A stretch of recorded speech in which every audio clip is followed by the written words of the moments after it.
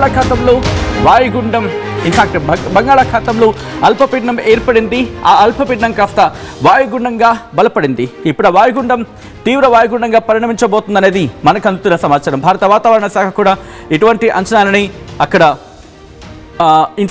అంచనా వేయడం జరుగుతోంది. ఈ రోజు తీవ్ర వాయుగుండంగా మారే అవకాశం ఉందని చెప్పి భారత వాతావరణ శాఖ అంచనా వేయడం జరుగుతోంది. 24 గంటల్లో పశ్చిమ వాయువ్య దిశగా కదిలే సూచన ఉంది అంటూ కూడా భారత వాతావరణ శాఖ అంచనా వేయడం జరుగుతోంది.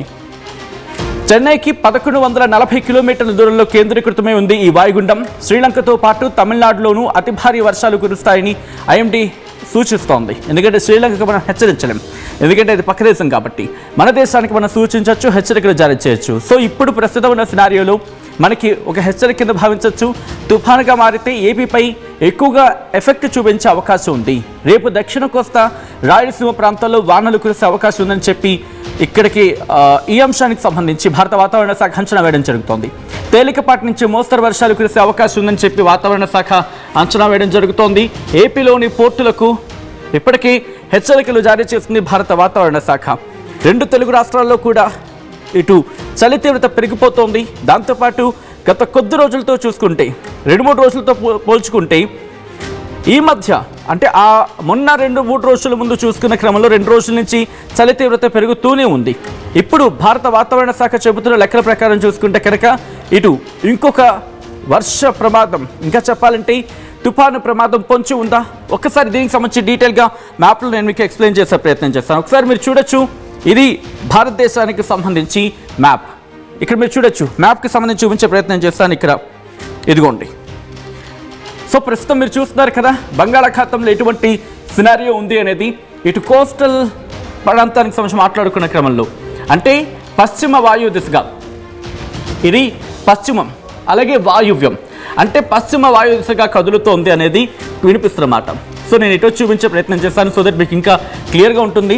పశ్చిమ వాయు దిశగా అంటే ఇటువైపు ఇలా మూవ్ అనే అవకాశం ఉంది, ఇటువైపు కదిలే అవకాశం ఉంది అనేది మనకు అర్థమవుతోంది ఇటు విండి సాయంత్రం చూసినప్పుడు.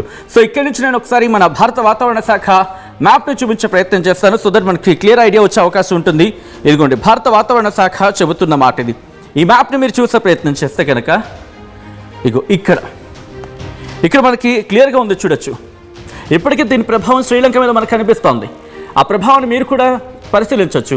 శ్రీలంక మీద ఇప్పటికే దీని ప్రభావం ఉంది. కాస్త నేను పైకి చూపించే ప్రయత్నం చేస్తాను. ఇదిగోండి, మీరు గమనిస్తే కనుక శ్రీలంక మీద ఇప్పటికే దీని ప్రభావం మనకు కనిపిస్తోంది. దాంతోపాటు ఇటు తమిళనాడు మీద కూడా దీని ప్రభావం ఇది మీరు చూడొచ్చు. చెన్నైతో పాటు ఇటు మరికొన్ని ప్రాంతాలకు సంబంధించి ఇటు కేరళ మీద కాస్త మనకి ప్రభావం కనిపిస్తోంది. దాంతోపాటు ఇటు రాయలసీమలోని కొన్ని ప్రాంతాలకు ఇప్పటికీ దీని ప్రభావం మనకి కాస్త కొంచెంగా ఇది మీరు చూడొచ్చు. ఇదిగోండి, రాయలసీమలోని కొన్ని ప్రాంతాల్లో కడప, కర్నూలు, అనంతపురం, అలాగే చిత్తూరు ఈ ప్రాంతాల మీద దీని ప్రభావం మనకి కాస్త కనిపిస్తోంది ఇక్కడ. సో ఇక్కడి నుంచి భారత వాతావరణ శాఖ ఇచ్చిన ఇంకొక ఇమేజ్ని కూడా నేను మీకు చూపించే ప్రయత్నం చేస్తాను. భారత వాతావరణ శాఖ అంచనాల ప్రకారం ఇదిగోండి, ఈ మ్యాప్ని మీరు గమనించవచ్చు. ఈ మ్యాప్ని మీరు గమనిస్తే కనుక ఇదిగో ఇక్కడ. సో ఇక్కడ మీరు గమనిస్తే కనుక పూర్తిగా శ్రీలంక మీద దీని ఇంపాక్ట్ అనేది మనకి క్లియర్ కట్గా ఇక్కడ అర్థమవుతోంది. పూర్తి స్థాయిలో శ్రీలంక మీద దీని ప్రభావం అనేది మనకి అర్థమవుతోంది. ఇక శ్రీలంక నుంచి చూసుకుంటే అక్కడి నుంచి కాస్త మనకి 2 తెలుగు రాష్ట్రాల గురించి మాట్లాడుకునే సందర్భంలో ఓకే ఇదిగోండి, ఇటు తమిళనాడు మీద కూడా మనకి ప్రభావం ఉంది. తమిళనాడుతో పాటు కేరళ మీద కాస్త కొంచెం ఇటు కేరళ మీద ఇంపాక్ట్ మనకి అనిపిస్తుంది. బట్ మేజర్గా తమిళనాడు మీద దీని ప్రభావం ఉంది. తమిళనాడు నుంచి ఆంధ్రప్రదేశ్ మీద కూడా దీని ప్రభావం మనకి కనిపిస్తోంది. సో తమిళనాడుతో పాటు ఇటు ఆంధ్రప్రదేశ్ మీద కూడా దీని ప్రభావం ఉంది అనేది మనకి క్లియర్ కట్గా ఇక్కడ అర్థమవుతున్న మాట. సో ఇక్కడి నుంచి మనం ఇన్ఫాక్ట్ రిపోర్ట్ పరంగా చూసే ప్రయత్నం చేద్దాం. భారత వాతావరణ శాఖ ఇచ్చిన రిపోర్ట్ని నేను మీకు చూపించే ప్రయత్నం చేశాను. ఎందుకంటే ఇది కొద్దిసేపటి క్రితం భారత వాతావరణ శాఖ ఇచ్చిన రిపోర్ట్ ఇదిగోండి 7వ తారీఖు అంటూ కూడా ఇన్ఫాక్ట్ నిన్న ఇచ్చిన రిపోర్ట్ ఇది. సో ఈ రిపోర్ట్ ప్రకారం మీరు గమనిస్తే కనుక depression over south east Bay of Bengal and joining east equatorial Indian ocean అంటూ కూడా చెప్పుకొచ్చిన సందర్భం. అంటే depression south east Bay of Bengal, south ఈస్ట్కి సంబంధించి మాట్లాడుకున్న సందర్భం. అంటే బంగాళాఖాతంలో ఏర్పడిన అల్పపీడనం కాస్త వాయుగుండంగా మారింది. వాయుగుండం కాస్త ఇప్పుడు తీవ్ర వాయుగుండంగా బలపడిన సందర్భం. సో దానికి సంబంధించి ఇక్కడ డీటెయిల్ ఇన్ఫర్మేషన్ రాసుకొచ్చిన సందర్భం ఇప్పటికీ ఆ ప్రభావం మనకి కనిపిస్తోంది. సో ఇక్కడ మీరు చూస్తే ఇక్కడ ఎక్కడ ఉందనేది మీరు ఇక్కడ గమనించవచ్చు. ఎస్టర్డే అంటూ చెప్పుకొచ్చిన సందర్భం. ఓకే, ఇదిగోండి.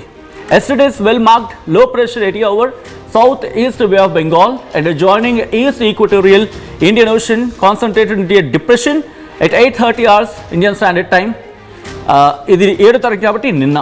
ఇప్పటికి ఇంకా అప్డేట్ కావాలి ఇది. అండ్ 7th January 2026 లే centred over the same reason అంటూ కూడా ఎక్కడుంది? 790 కిలోమీటర్లు. ఓకే, ఫస్ట్ ఇక్కడ నుంచి చూసే ప్రయత్నం చేద్దాం. 740 కిలోమీటర్లు ఎక్కడికి? శ్రీలంకకు సంబంధించి. శ్రీలంకకు 740 కిలోమీటర్ల దూరంలో ఉంది. అలాగే అదే శ్రీలంక గురించి మాట్లాడుకున్న సందర్భంలో ఓకే డిఫరెంట్ ప్రదేశాలు ఇక్కడ శ్రీలంక. ఇటు మన తెలుగు రాష్ట్రాల గురించి మాట్లాడుకునే ప్రయత్నం చేద్దాం. అట్ ద సేమ్ టైం మన ఇండియా గురించి. ఇటు తమిళనాడుకి ఏకంగా 1550 కిలోమీటర్ల దూరంలో, అలాగే ఇంకొన్ని ప్రాంతాలకి 1270 కిలోమీటర్ల దూరంలో ఉంది. ఇది ఇంటెన్సిఫై అవకాశం ఉంది. ఇది డీప్ డిప్రెషన్గా అంటే తీవ్ర వాయుగుండంగా పరిణమించబోతుంది. ఆఫ్ కోర్స్ ఇప్పుడు ఆ పరిణామ క్రమంలో ఉందని భావించాలి. అట్ ద సేమ్ టైం ఆ తర్వాత 48 గంటలు it is very likely to move west north words అంటే పశ్చిమ వాయు దిశగా ఇది కదిలే అవకాశం ఉందని చెప్పి అంచనా వేయడం జరుగుతోంది రాబోయే 48 గంటల్లో. సో ప్రస్తుతం ఇది సిచ్యువేషన్ చెప్పుకుంటే కనుక అంటే ఇది కాస్త మూవ్ ఆన్ అవుతోంది.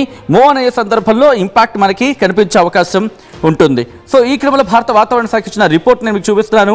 ఎటువంటి అలర్ట్ ఉన్నది అనేది ఒకసారి మీరు చూసే ప్రయత్నం చేస్తే కనుక మ్యాప్లో గమనించవచ్చు.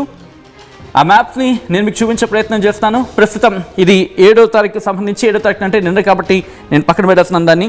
8వ తారీఖుని మీరు చూస్తే ప్రస్తుతానికి గ్రీన్ అలర్ట్ ఉంది. 2 తెలుగు రాష్ట్రాలకి గ్రీన్ అలర్ట్ ఇచ్చింది భారత వాతావరణ శాఖ. ఆ తర్వాత రేపటి విషయానికి వస్తే 10వ తారీఖుని మీరు గమనిస్తే కనుక ఆరెంజ్ అలర్ట్ జారీ చేస్తుంది భారత వాతావరణ శాఖ తమిళనాడుకి. మీరు గమనించవచ్చు వరుషాలకు సంబంధించి ఆరెంజ్ అలర్ట్ జారీ చేస్తుంది. సో మనకి ఇంకా అలర్ట్ అనేది ఇంకా క్లారిటీ రావాలి. ఎందుకంటే ప్రస్తుతం అది ఎంత ఇంపాక్ట్ చూపించవచ్చు, ఏ ప్రాంతాల మీద ఇంపాక్ట్ చూపించవచ్చు అనేది భారత వాతావరణ శాఖ అంచనా వేయడం జరుగుతోంది.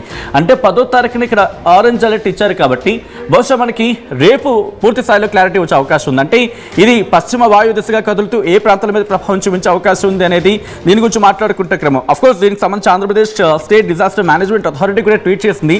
ఆ ట్వీట్ని కూడా నేను చూపించే ప్రయత్నం చేస్తాను. ఆ తర్వాత 11వ తారీఖున ఎల్లో అలర్ట్ కంటిన్యూ అవుతోంది ఇటు తమిళనాడుకి సంబంధించి మాట్లాడుకునే క్రమంలో. ఇక అక్కడి నుంచి 12, 13 నార్మల్గా ఉండబోతుంది వాతావరణం. సో ఇక్కడి నుంచి ఎలా పరిణమించే అవకాశం ఉంది? ఇది వాయుగుండంగా మారబోతుంది. అంటే వాయుగుండంగా మారిపోయింది, తీవ్ర వాయుగుండంగా మారిపోతుంది. ఏ ప్రాంతాల మీద ప్రభావం చూపించే అవకాశం ఉంది అనేది ఒకసారి మనం మాట్లాడే ప్రయత్నం చేద్దాం. అండ్ మ్యాప్స్లో చూపించే ప్రయత్నం చేస్తాను. అండ్ విండి సాయంత్రం మనం చూసాం. ఇప్పుడు జుమత్ సాయంత్రం నేను మీకు చూపించే ప్రయత్నం చేస్తాను. మీరు చూడొచ్చు ప్రస్తుతం ఇది ఎక్కడ కేంద్రీకృతమై ఉంది అనేది. ఇదిగోండి దీని డైరెక్షన్ గురించి మాట్లాడుకుంటున్న క్రమం. ఇక్కడ అల్పపీడనంగా మారింది. ఇది కదులుతూ వస్తోంది. అంటే ముందుగా పశ్చిమ వాయుదిశగా కదిలింది, ఆ తర్వాత అదే మార్గాన్ని కంటిన్యూ చేసింది, ఆ తర్వాత పశ్చిమ వైపు వచ్చింది, ఇప్పుడు మళ్ళీ పశ్చిమ వైపు కంటిన్యూ అవుతోంది. ప్రస్తుతం శ్రీలంక మీద దీని ప్రభావం అనేది మనకి కనిపిస్తోంది.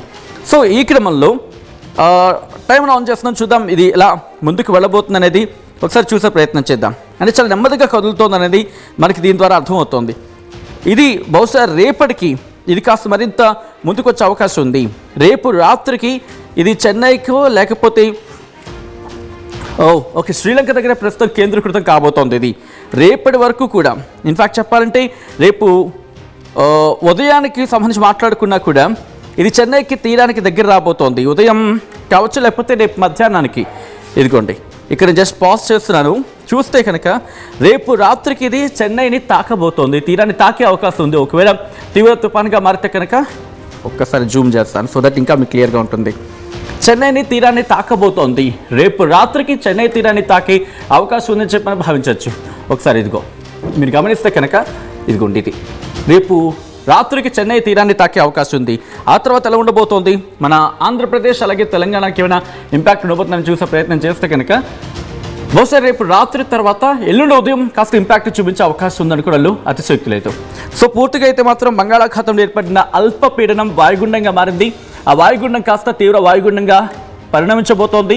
ఈ తీవ్ర వాయుగుండం తుఫానుగా మారే అవకాశం ఉందా? ప్రస్తుతం దీనికి సంబంధించి మాట్లాడుకుంటున్న క్రమం. సో ఈ నేపథ్యంలోనే భారత వాతావరణ శాఖ అలర్ట్ని జారీ చేస్తుంది. భారత వాతావరణ శాఖ ఇప్పటికే హెచ్చరికలను జారీ చేస్తుంది. ఈ క్రమంలో Andhra Pradesh state disaster management authority కూడా రియాక్ట్ అయింది. Andhra Pradesh state disaster management authority చెప్పిన ఆ ట్వీట్ నేను మీకు చూపించే ప్రయత్నం చేస్తున్నాను. Here it is. ఆ ట్వీట్ నేను మీకు చూపిస్తున్నాను చూడండి. బంగాళాఖాతంలోని, ఇది నేను చెప్తున్న మాట కాదు, ఇంకా Andhra Pradesh state disaster management authority చెబుతున్న మాట, బంగాళాఖాతంలోని వాయుగుండం రాగల 24 గంటల్లో తీవ్ర వాయుగుండంగా బలపడనుంది అని రాష్ట్ర విపత్తుల నిర్వహణ సంస్థ వెల్లడించింది. దీని ప్రభావంతో నెల్లూరు, అన్నమయ్య, చిత్తూరు, తిరుపతి జిల్లాల్లో శని, ఆదివారాల్లో తేలికపాటి నుంచి మోస్తరు వర్షాలు కురిసే అవకాశం ఉందని చెప్పి పేర్కొంది అంటూ కూడా Andhra Pradesh state disaster management authority చెబుతోంది. అంటే ఇది సాధారణంగా లేకపోతే దాదాపుగా నెల్లూరు, అన్నమయ్య, చిత్తూరు, తిరుపతి ఈ జిల్లాల మీద ప్రభావం చూపించే అవకాశం ఉంది అనేది మనకి క్లియర్ కట్గా అర్థమవుతుంది. సో ఈ క్రమంలో మీ ప్రాంతాల్లో ఎటువంటి వాతావరణం ఉంది అనేది కమెంట్ చేసే ప్రయత్నించండి. మొత్తంగా అయితే మాత్రం భారత వాతావరణ శాఖ అంచనాలు మనం చూడడం జరిగింది. పూర్తిగా రాబోయే 2 రోజులు కూడా కాస్త జాగ్రత్తగా ఉండాల్సిన అవసరం కనిపిస్తుంది. అఫ్కోర్స్ మరోపక్క సంక్రాంతి పండుగ కూడా ఉంది కాబట్టి దీని ప్రభావం ఏ మేరకు ఉండబోతుంది, ఏ ప్రాంతాల మీద ఉండబోతుంది, ఎంత స్థాయిలో